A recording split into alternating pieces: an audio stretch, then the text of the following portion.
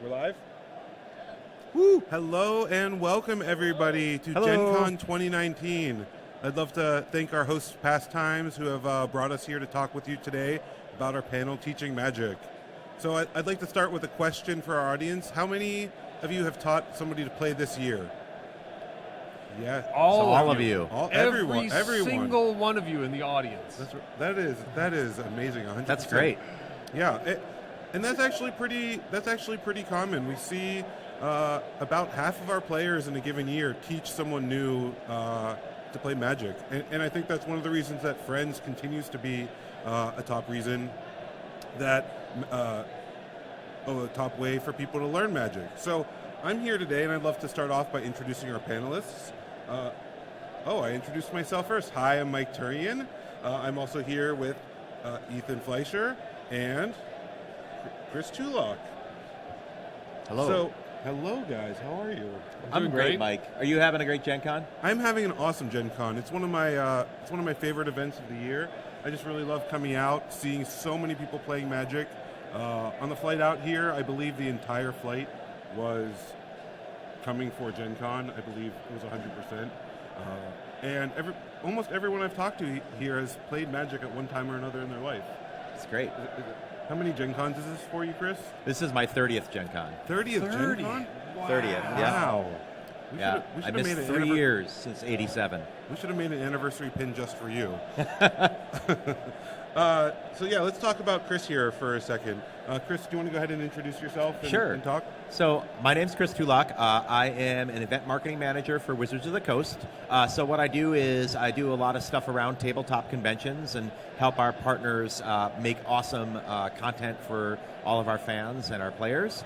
And I also work on some other like third place type of things. We have a school and library program that I work on as well. And just really kind of help to bring Magic to live events and make it awesome.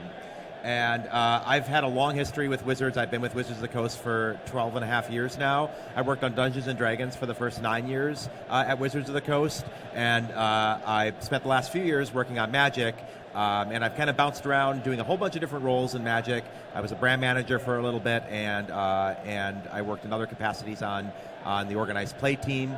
And so, I also got a chance in my role as a brand manager to work on some of the welcome decks. And I worked on the M19 welcome decks with Mark Hagan and some other folks. And we got to redesign sort of some of the materials inside the welcome decks to make them a little bit more easy to pick up and use as a teaching tool. And in addition, the other kind of credential I have for teaching Magic is I wrote the script that we use at conventions to teach people how to play. So basically we have a demo script that kind of gets people through like their very first blush with Magic and then kind of takes them into a little bit of a deeper engagement with actual face-to-face learn to play. Thanks, Chris. You're welcome. And one of the things I'm showing off here is that first Magic card you designed. Since teaching is really about first, can you tell us a little story here about the first Magic card? Yeah, actually, Ethan knows this. Ethan knows this too because Ethan was I was on the Commander 2015 design team, and Ethan was our lead. Oh, actually, that was Dan Emmons was the lead of that, but I was on the team. But he was on the team, yes. And so the very first card that I submitted that basically kind of cleared, which I think Ethan remarked was adorable or something like that, was this guy, which is Arachnogenesis, or this card.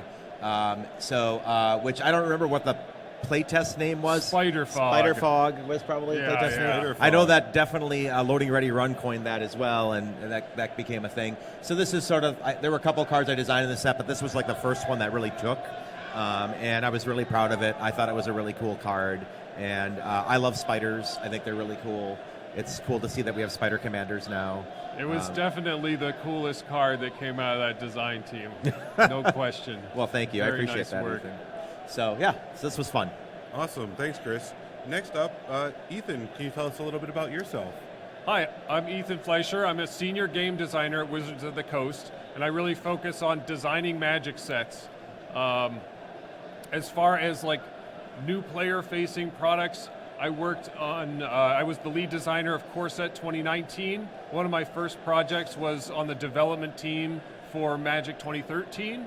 I led the design of the Spellslinger's starter kit, and I designed a sort of auto deck building algorithm for one of the Duels of the Planeswalkers games, where it just kind of looks at your collection and you just click a button. I want to make a life gain theme deck. You just click it and it just builds the best life gain theme deck that it can out of whatever happens to be in your collection. And I've led lots of commander design teams also. A surprisingly large number of people learn to play from playing commander because the sort of social situation, it's not this competitive environment. Everybody's kind of working together to make sure that everyone at the table is having a fun time. And so for some players, that's a great way to learn, actually, despite the tremendous complexity of a commander game. Great, thanks, Ethan. Oh, and my first card let's talk is about Street Sweeper from Gate Crash. We had an early design assignment. I was on the Gate Crash design team. I guess this is from Return to Ravnica. I was on a mini team that was designing urban tropey cards. We wanted to really find a few ways to just hit the flavor resonance that Ravnica is a city and it has city things in it. So we designed a whole bunch of stuff. A lot of it was like a little too far from being fantasy resonant, but I managed to squeeze in this Street Sweeper machine that they, the art directors fantasied it up and turned it into a magical robot, but it's still recognizably the thing that you would see, driving down a New York street sweeping up all the garbage. I wouldn't want to run into that street sweeper in this street. Especially down like a little alley or something where you couldn't really escape. Yeah. Right, that would not be pleasant. Everyone would be moving their cars prior to that street sweeper coming down the road. Oh, we're going to talk about Mike Turian now? We are going to talk about Mike Awesome. Turian, one of my favorite people, actually. Hi, everyone. I'm Mike Turian. I'm principal product designer at Wizards of the Coast. I've been working at Wizards of the Coast since 2004, and during that time, I've gotten to work on a huge number of our Learn to Play products, right? Whether or not it was the welcome decks or the Learn to Play web experiences that we've done, or even, I believe I've worked on Learn to Play products that came out on CD-ROM. So it gives you a good idea of how long I've been working on some different Learn to Play products. And also, as part of that, I get to work with our consumer insights team and actually go and see people in test labs playing the products, and we can learn about what's been working in those inserts that you receive, what needs work, how many different ways people can misinterpret words that you're like, that was perfectly clear, right? And that's always a big challenge when you're teaching Magic, is you think what you're saying makes sense, but the person hearing it doesn't necessarily have the right context for your words. So, cutting through the jargon and finding a reference point they understand. Yeah, exactly. My first, I came into Wizards, like I said, 2004, and the first set that was really moving along that I had a chance to impact was the original Ravnica set, Ravnica City of Guilds. And so I submitted 3 cards that all got into the design process. One of my favorites there was Blazing Archon. It's just such a simple Magic card, but really at the time it was quite exciting. I submitted it, I believe, as an 8-mana card, but one of the other cards that I submitted was Grazoth, and Grazoth wants to search for 9-mana cards because of Transmute and also because of its abilities. And so my Blazing Archon got moved from 8 mana to 9 mana because we wanted to have more things to search for. So that was a long time ago, but let's start talking about teaching Magic.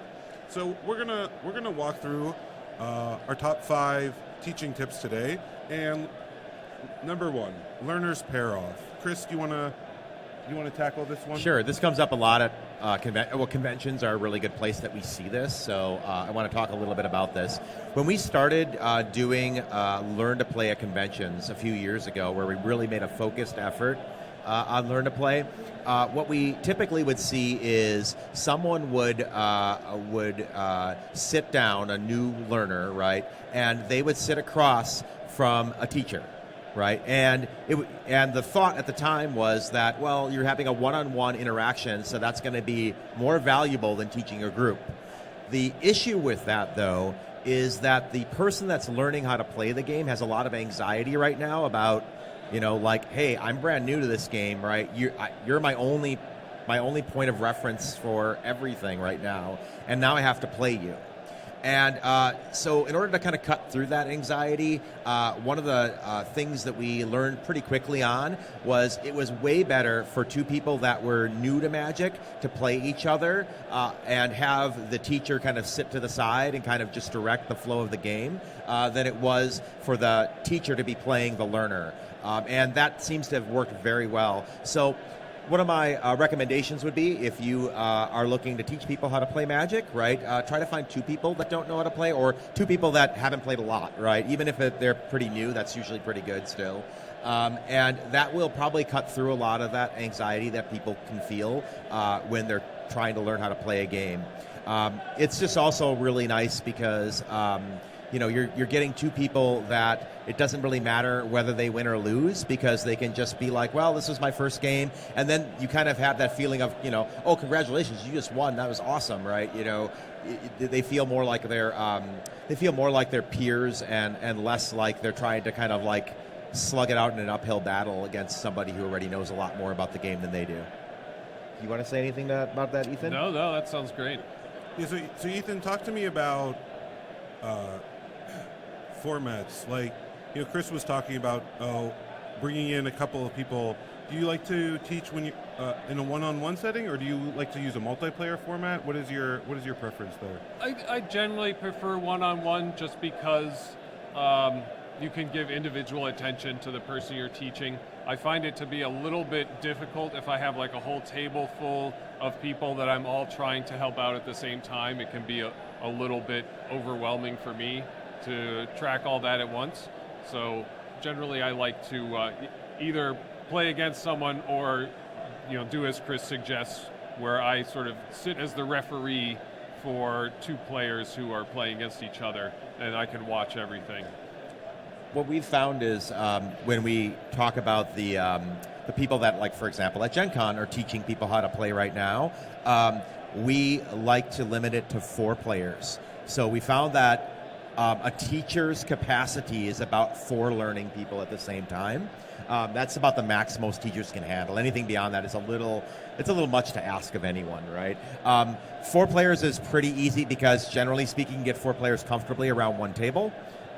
It means that also you can kind of there's a little hack you can do when you're teaching 4 people at once. Obviously, you're playing 2 1v1 games in most teaching situations. Now, obviously, if you're doing Commander or something like that, it's different. But and then there's you have the social construct, which makes it easier in some ways. But when you're doing 2 one-on-one games and they're sitting across from each other, what I've instructed our folks to do is to kind of have the sides, right? So you two are player A, you two are player B on the other side, right? And then player A, all right, you guys go ahead and take your turn. And then what you do is you go through the first few turns of the game, right, in this manner where you're kind of structuring it and waiting for both player A's to finish before passing to player B. Once you get to a point where you've kind of felt like you've established enough of the game, right, that combat has happened at some point, so you've been able to work that in, then you can kind of let them kind of free play and then just be there as an arbiter. Right, which is sort of the best way to do it if you're going to do it with 4 people that we've found. Now, you might have a different way to do it, but that certainly has been a very effective tool for us when dealing with large groups at conventions in teaching both clearly and efficiently, and also moving it along fast enough so that we can get another group in 20 to 30 minutes. Yeah, one of the things that when I think of pairing off, I think of digital, right? When I joined Wizards, Jonathan Tweet was leading the Magic Learners panel, I believe it was called, and there was this idea of, okay, well, what about having a person pair off against a computer, right? And one of the things that was really interesting that we learned early on was it was good to have the computer take the first turn and play the first land, cast the first creature. And then the player would see, okay, this is what playing a land is like. This is what casting a creature is like. This is what attacking is like. And by having the computer lead the way, as it were, it just would always set a good example. Now, of course, things have evolved with Magic Arena. We see that as one of the top ways people have been learning to play in this past year. And, it has its own learn-to-play tutorial experience built in to really help that player learn. Another thing that's super interesting is just talking about when you're against a computer, how often should that player win the first game, right? One of the things about a one-on-one game is, well, you're only going to win half the time, but is that right? Is that a great first experience? Where in multiplayer, you're looking at, if it's a 4-player game, only one of the 4 people is going to win. So, striking that right balance of you want to be engaging people with Magic, but at the same time, you don't want to just be beating them over and over and over again to the point where, like, that imbalance means it just doesn't become attractive to them as a game. Yeah. Okay, let's go move on to our next topic, talking about references. So here I have a picture of a reference card, but when we were talking about the slide ahead of time, Chris, you kind of had a different take on what you meant by references. Yeah, I think that this is kind of like a multifaceted word for purposes of teaching Magic. One of the things that we've often instructed our teachers to do is to use whatever references are appropriate and create a connective tissue with the player, right? So anything that resonates with them. So, for example, if you have somebody that's sitting down and they've played Pokemon before, you can use some of that to help them understand sort of how Magic might work, right? If you know somebody that watches Star Wars or whatever, right, you can use some of that to help explain any kind of concepts.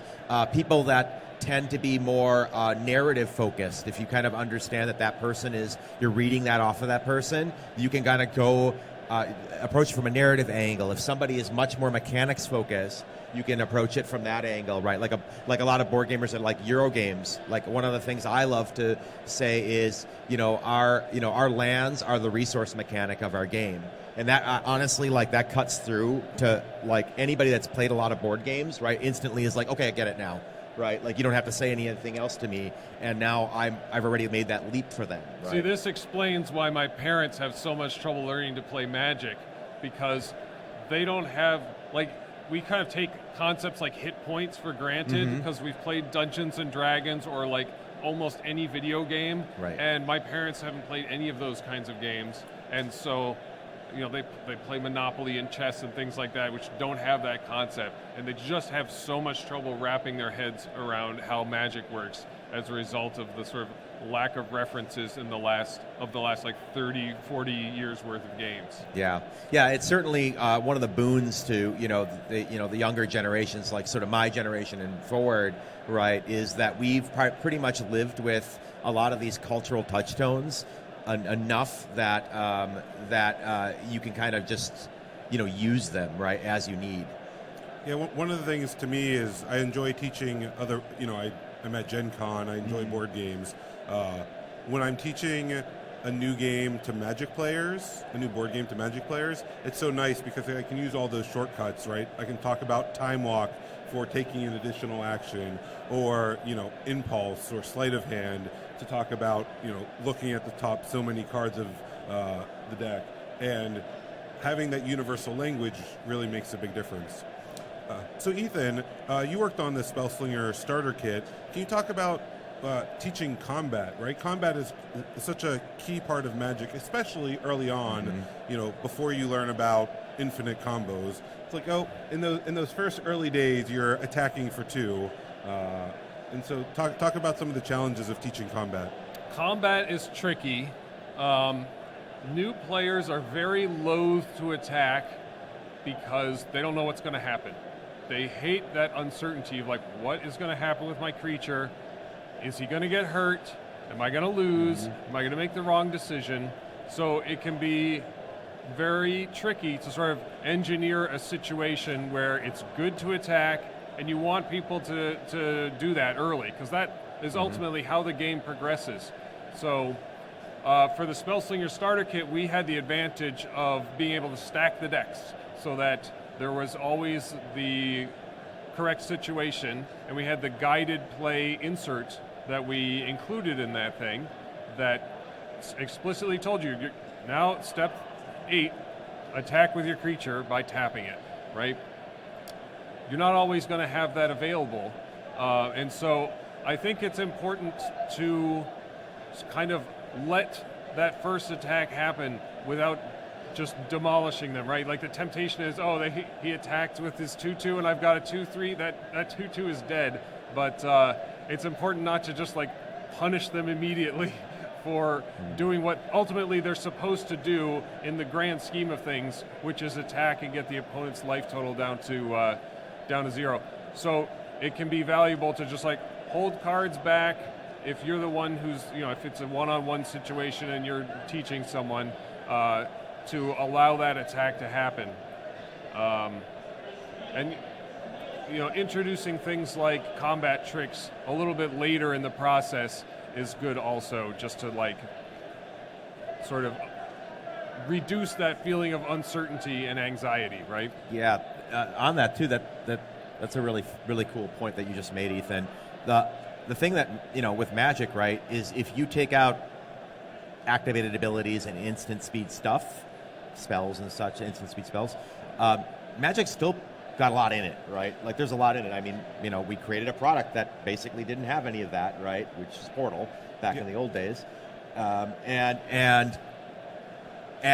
there's still enough there, right? So getting people past that part of the game is enough to start, and then adding in things like the instant speed stuff is really great as sort of like an aha moment, right? Yeah, I feel like that's kind of the last thing you want to teach people. It's like, here's the last thing you need to know in order to play real Magic for fun, is here's how giant growth works. Because it is ultimately the funnest part, I think, in a sort of regular limited style game is, we blocked, and then something unexpected happened, and it's so exciting and dramatic, right? So I think it is important to get to that point, but it should be the last thing, I think, after you've taught people how to cast spells at sorcery speed, how to attack, how to block, and then just get that instant in there, because ultimately, like, that kind of surprise is where a lot of the excitement of Magic comes from. Well, and you guys are really hitting. You quickly got to my next slide, which was talking about going slow. Right. Talk to me a little bit more about. You mentioned this introduction of instants and of sorceries and of combat tricks. Where are some other places where you find that going slow really matters, Chris? So I think parts of a turn is something that people really need to get repetition on. So one of the things that I found is very difficult for people to understand about the turn right away is that basically the first thing you do after you're on tap is draw a card, and a lot of people will just miss that, right? They'll miss it, and so you're gonna spend a lot of time, like just using parts of a turn as an example. You're gonna spend a lot of time just kind of reiterating to people and just kind of slowing it down a little bit and just saying, okay, remember, now is the time when you want to draw your card. Because what we want to do is, we'll get into this later, what we want to do is we don't care as much about making sure we're 100% correct all the time on everything. We want to at least start to establish some good practices. And if they take them away, great. If they don't, that's fine. But, so just making sure that if you're going slow, you're going to be able to do that. And you're going to be able to explain to somebody, okay, this is when this happens and this is why this happens. For like drawing a card, for example, one of the things I use a mnemonic for drawing a card a lot of times. I tell people, every turn you get to give yourself a present, and that present is a card, right? And don't you want to give yourself a present every time you go, right? Every time you take a turn, give yourself a gift. Right, and that mnemonic works for some people. Some people really think that I remembered to give myself a gift because I took the time to kind of not just say draw a card, and not just to kind of instruct them to very very briefly or I don't know what the word I want to use is right now, but Curtly, that dryly. is actually the word I was looking for. All Curtly. Thank you, Ethan, for backing me up with the words. But yeah, instruct them really curtly and move on. Don't do that, right? Instead, that's an instance where I would take a moment to go ahead and just kind of blow that out a little bit and just say, hey, this is why you want to draw this card, because every turn you want to give yourself a little gift, right? And that gift is that card, and that card's going to really help you down the road. So that's an instance where I would use it.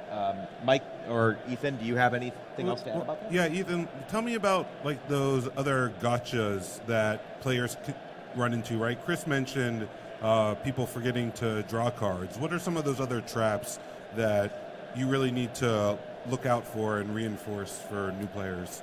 The one that I see a lot of people falling into, this is more of a gotcha for teachers rather than a gotcha for students, is a lot of people try to front load everything about the game right there at the beginning.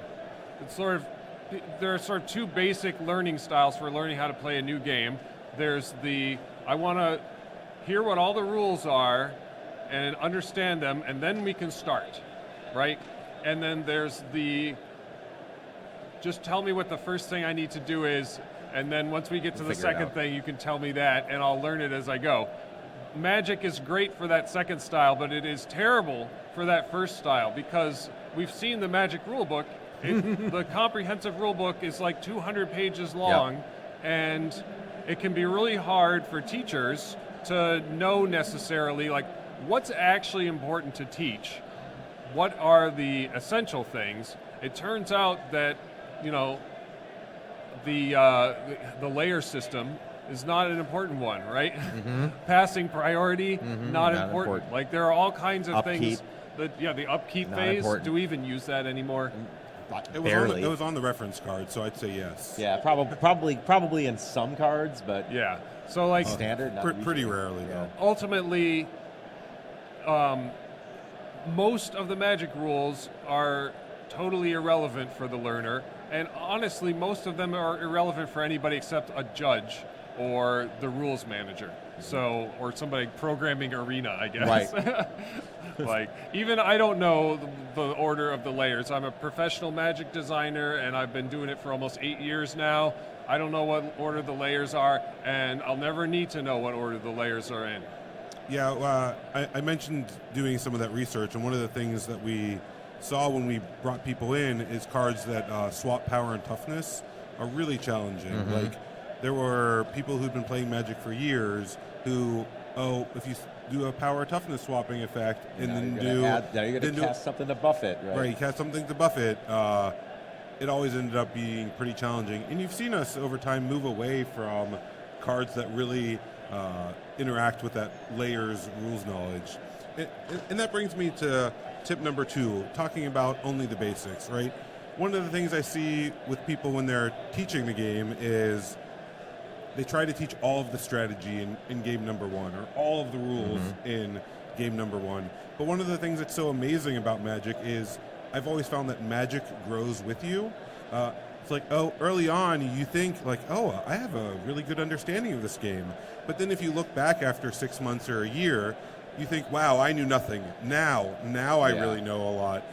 And then you look back after 5 years and you realize how little you knew then also. And just at every step, you felt comfortable with your knowledge, but in fact there was so much more and so much going on in the game. So Chris, talk to me about some of these basics that are really important to focus on. So I mean, we're going to talk a little bit about takeaways in a minute, but I really believe that there's only a few things that you really need to focus on, right, in Magic, and some of those things are just conceptual elements of the game if you're coming at it from somebody that has never really done more than maybe heard of Magic before.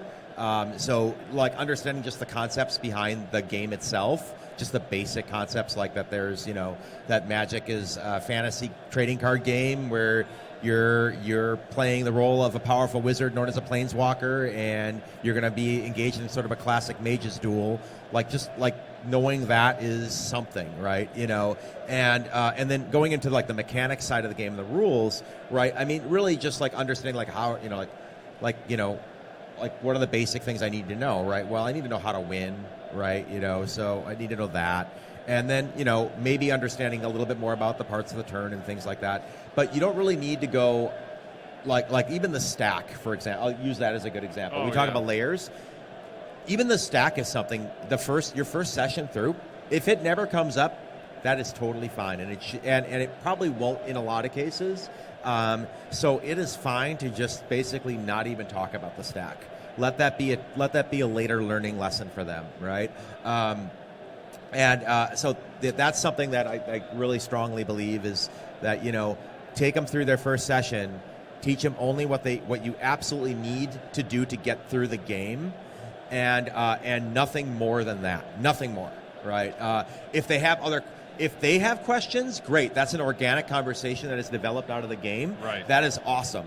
Right, that means they're curious, they want to learn more, they're probably hooked, right? But if they don't have any questions and you don't have any reason to say words, to them that will just add to the jumble that's already in their brain about this game, then don't. Yeah, I agree. And I think that applies to strategic concepts also, right? Like, it's not important to learn about the concept of card advantage, which is like this fundamental strategic concept, but or like who's the beatdown, right? Like these are the ancient wisdom of the masters that have been passed down to all of us, the greatest minds of magic of yore. But like, geez, you don't need to know that to learn to play the game, right? Absolutely. Okay, now the moment here we've comes all my been favorite waiting part. for. What could our number one tip be? Here we go. Oh, fun is the goal. This is the part where I'm going to argue with Chris. You're going to argue with me? Yeah. Okay. What, is arguing fun? Is that the reason? What fun is? I think fun is absolutely critical, and it takes precedence over any and all of the other concepts here. If the person you're playing didn't have fun, they're not going to become a Magic player. And that also means that you need to violate any and all of these other rules, if necessary, in order to ensure that the person you're teaching has fun. We've seen people that we teach play Magic who are like, these are hardcore gamers. They love games, they love complexity, and sometimes when we teach those types of players, if we simplify down our teaching tools too much, then they're just kind of like, oh, okay, I guess that's how Magic works, and then we never see them again.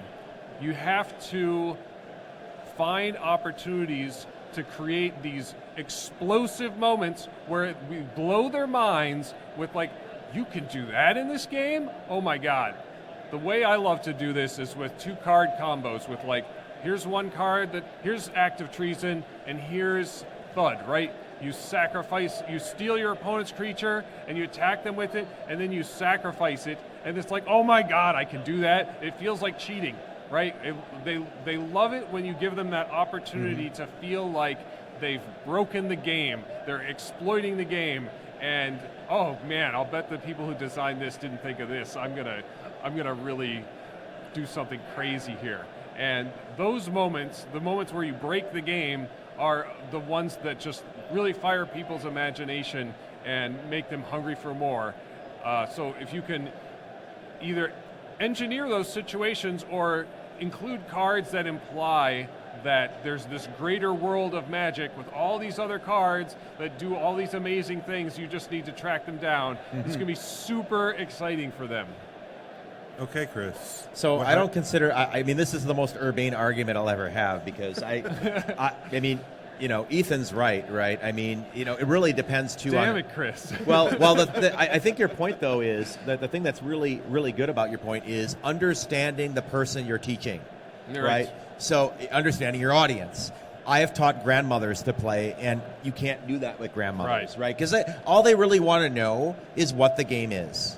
They want to know what the game is, so when their daughter or son or whomever in their family asks them for Magic for Christmas or whatever holiday, then they know about it, right? They know about the game. Parents too. I get this with parents and grandparents all the time. With people that are into strategy board games, you can get pretty deep with them, and they're okay, right? They're keeping pace with you, right? They understand the terms. That's we talked about, like when I said resource mechanic before, right? We're cutting through to their language, right? We're showing them the things that show the depth of Magic. So I think that sort of hints at what Ethan was talking about, right? Is those explosive moments are the like, oh my gosh, there's so many different cards in this game, and there's a whole bunch of really cool ways that I'm going to be able to play this game now, right? Everything from card combos to deck building to formats to whatever, right? And for some people, they can handle that kind of complexity. So knowing that audience is great. But going back to what Mike was saying. Going back to what Mike was saying about fun is the goal. Like, I often tell the people that are instructing as a tip, don't worry if you get something wrong. It doesn't matter. Most of the information that most players will take on their very first game of Magic will kind of sit in their head, and it'll be there, but it really won't be unlocked until they've had more reps with the game. So it's okay if, like, you did something, like you made them draw a card before you made them untap their lands, right? It's okay, right? It happens. It's fine, right? It's right. not a big deal. Them having a fun gameplay experience is so much more important than them learning the rules of the game correctly. Right. That's exactly it, right? Yeah. Learning that'll all come with time. It'll all come with time, and it's not your job as the teacher, especially in their first session, to communicate all the rules of Magic and have them play a perfect game of Magic. Your job as a teacher is that they walk away saying, this game is fun, I want to play more, right? That's your job as a teacher. That's what you want, right? I mean, assuming that you're teaching for a friend, right, you probably want them in your play group, and more than likely you want them to say, yeah, this is fun, let's play another game, or show me more about the game, right? Show me the card that you were talking about, right? And that's really where we want to get to, because that unlocks that curiosity, right? And that discovery of the depth of Magic, right? So let's talk about some of those one session takeaways, that first session that players are having. So we've really reinforced here in the last couple minutes, making sure that your players had fun. Talk to me about that first line. Magic is what you make it. What are we saying there, Ethan? What does that line mean to you?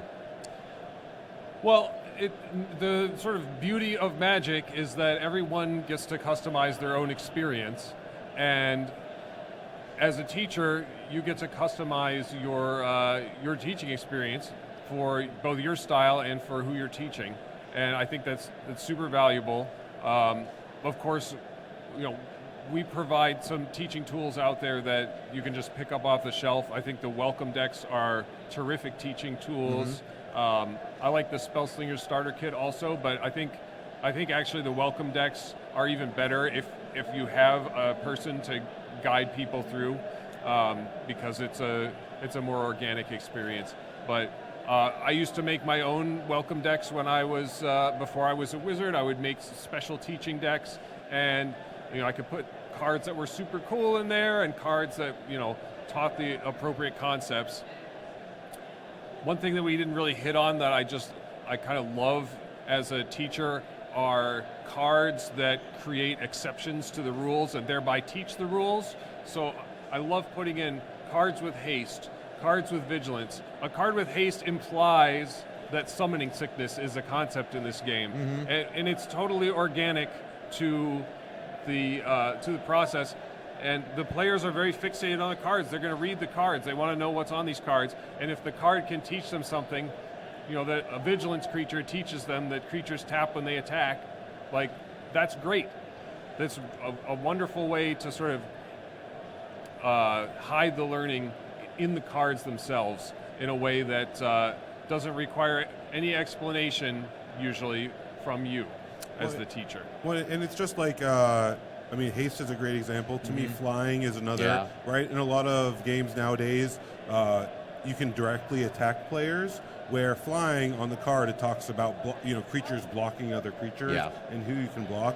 And so that's just another way to sort of naturally blend in these concepts. So Chris, talk to me about Talk to me about some of these basics and why these are such important takeaways. So the North Star is always, did they have fun, right? That's always going to be the North Star, right? But when you're talking about like what do I want to communicate in that first game, right, that first session, I would say like the 4 things that are up here, which is how to win, how to cast a spell. There are 5 colors of magic, right? Most people, I'll talk about that in a minute, and then the turn order basics. Those are the 4 things I think that like you should probably hit on all those things, right, in your first go through. Because like I said, they may not retain all of that like in the front of their brain, but it'll kind of be somewhere in the back there, and then the next time they hear it or encounter it, it'll be, oh yeah, I remember I learned about that, right? So now I've unlocked that, and now we can move on. I want to talk really briefly about 5 colors of magic because as it relates to teaching. So I find that when we have a demo pitch. So our demo pitch is, if you go out, for example, at Gen Con here, we have an area where we have somebody doing a pitch, and it is an elevator pitch that basically I scripted for them that is about 2 to 3 minutes long and teaches you what is magic, right? It's not teaching you the rules of the game or playing a game of magic. It is just teaching you the concepts. And one of the things that we found out very early on is the thing that everybody loves to talk about are the colors. The colors are the cool thing when you're first learning about magic, right? It's like, wow, these colors are neat. They all do different things. They're all themed differently. They all have different creatures associated with them, right? That really resonates with everybody, right? They just think it's really cool. And even so far as to when I originally wrote the demo script, the colors were kind of toward the beginning because I was like, oh, this is something that's sort of important that people need to learn up front. I moved the colors to the end.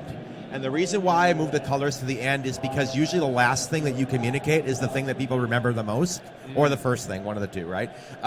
And so you move the colors to the end, and then when you're doing a demo, right, like if you're going to do this and you're going to get like pitch for a small group of people, you move the colors to the end, you explain what each color does, right, and the themes of the color, right, and people are really like totally fixated on that, and you always end that demo experience with what color mage are you?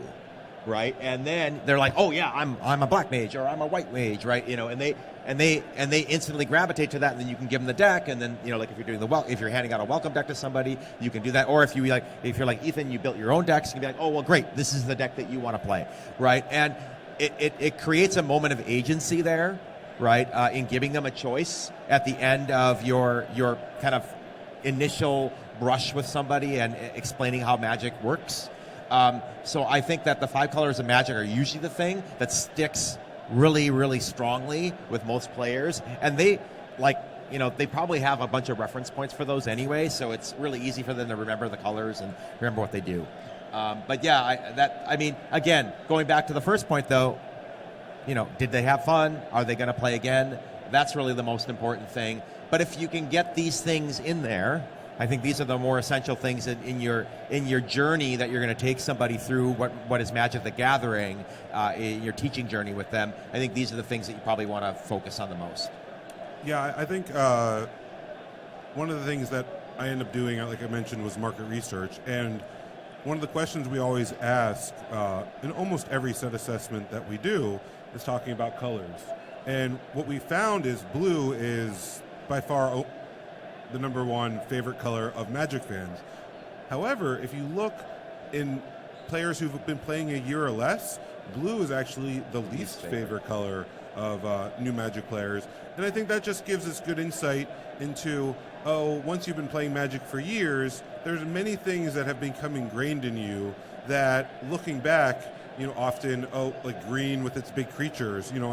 There's a reason that Crawworm was such a fan favorite from the early days of Magic. It's because, it has far bigger numbers. In green has far bigger numbers than any of the other colors. While a lot of the depth and strategy of the game is unveiled once you get, into colors like blue. Yeah. So before I get to questions, I wanted to call out that we are doing more Commander previews later this week. There'll be more panels. So thanks to everyone who's come out today and been watching online. We'll be doing more Commander reveals all throughout the weekend. Also, we're doing on Sunday a legacy cube draft where the participants get to keep the cards they draft. So there are a lot of exciting cards. This is the same cube that's running right now on Magic Online. So if you want to go check out that card list and see some of the amazing cards that they can get, just go ahead and search for Magic Online Legacy Cube. So those are a couple things. But now I'd love to turn it over to the audience to see who has the first question. Next time. That's it. Oh, I'll move it to the question slide. Yeah, go ahead.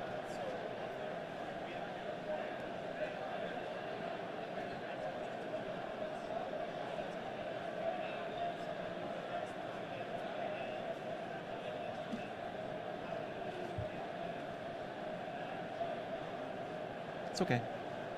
We can either rephrase your question, or you can speak into the mic. Your choice. Sorry, it's the mic there. So the question is, when you're teaching with Commander, how do you deal with the fact that you have players maybe sitting far across the table, tons of cards being laid down? Should you just gloss over it, or try to explain as you play? Okay, so the question is, just for everyone to hear, the question is, so when you have a new player coming into Commander, which we talked about as being a place where we're seeing a lot of new players come in, how do you deal with like the chaos of a Commander table, right? And having all of these interactions happening, and do you either just gloss over that, or do you kind of just teach as you go? I feel like glossing over, kind of ignoring some of the chaos is essential for mental survival for any Commander player. Agreed. Not accepting new players. Generally, I find that the kind of Commander decks that I like to play are sort of sorcery speed based anyway, proactive, which are just like the perfect kind of decks to teach new players also. They are very complicated. There are no vanilla creatures in my Commander decks, except for my Bear Tribal deck, of course. But so just having all of the players help people along, the sort of normal play pattern, once you've learned the basics for playing Magic for new players, is, okay, I have enough mana to cast this spell, I'm going to cast it now. Now what happens?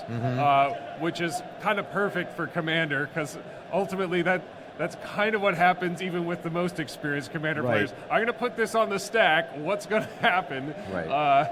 And frequently it is not quite what you expect. So everybody kind of is pulling together in that situation at the table, and is helping to ensure that the game moves along as it should, and explain what happens with this weird rules interaction that that maybe the new player doesn't understand, or maybe everybody needs to work to figure out what happens. It's a very good social dynamic for a new player, because everybody is kind of working together to ensure that the game progresses. Great. I think we have time for one more question. Okay, so down the normal path of welcome deck to planeswalker deck to challenger deck to standard deck, that path is pretty obvious. How do I teach someone to draft? Drafting is my favorite. What does that path look like? Good question. So the question was, the pathing for a player that's looking to get into like constructed, especially standard, is pretty obvious, right? Welcome deck, planeswalker deck, there's challenger decks and other like packaged standard products, and then you build your own standard deck. But I'm trying to get somebody into drafting. How do I go about getting them deep into the waters of drafting? Oh, that's a really great question. I find that it's best for them to learn the basics of how to play Magic using those welcome decks and planeswalker decks, so that they're comfortable with how the games progress. It's very hard to draft if you don't know how to build a deck at all. I like a core set draft personally. I think that that's the simplest draftable product that we make, and we definitely engineer it such that all of the lower rarity cards are very appropriate for new players. So that's what the product I would start with.